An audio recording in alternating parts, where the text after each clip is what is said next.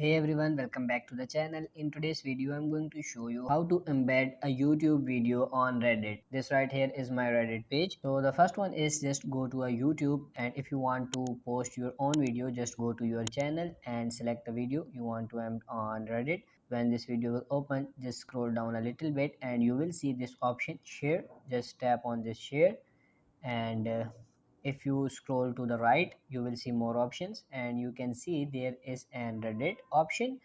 So just tap on this Reddit, you will see this page will be open for you.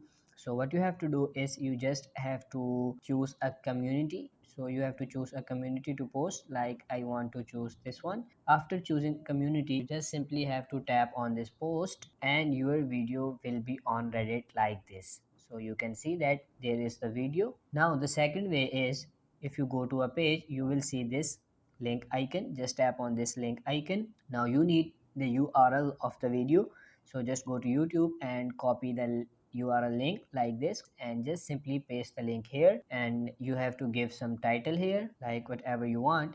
And again you have to choose a community, so this time I have to choose this one.